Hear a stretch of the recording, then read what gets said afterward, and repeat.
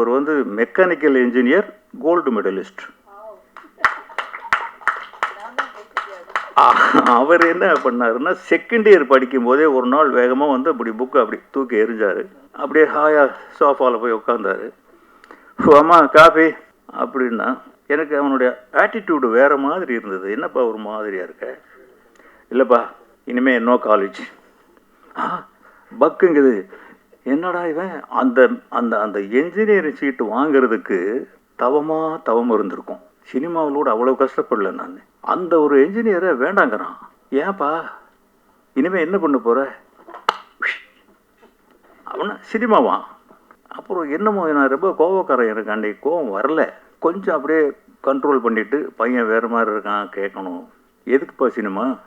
இல்லைப்பா, எனக்கு மைண்டில் அதுதான் இருக்குது, படிப்பில் கான்சன்ட்ரேஷன் இல்லை.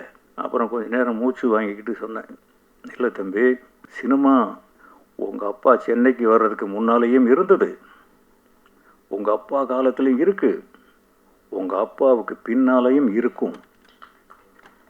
ஆனால் படிப்பு அப்படி இல்லை ராஜா. நீ எங்கே போனாலும் உனக்கு பின்னால் ஒரு டிகிரி வேணும். எப்படி என்னுடைய இனிஷியல் கேன்னு முன்னால் போடுறியோ அது மாதிரி உன் பேருக்கு பின்னாலேயும் 2 எழுத்து இருந்தால் தான் உனக்கு மரியாதை கிடைக்கும். அதை நீ வாங்கு, நானே உன்னை சினிமாவில் கொண்டு போகிறேன்னு.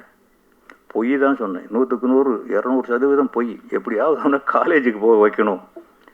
மறுநாள் வந்து பேசலை. புக்கோடு தான் காலேஜுக்கு வந்தான். மெரிட்டில் பாஸ் பண்ணிட்டான். அதே மாதிரி தான் அந்த டேடி.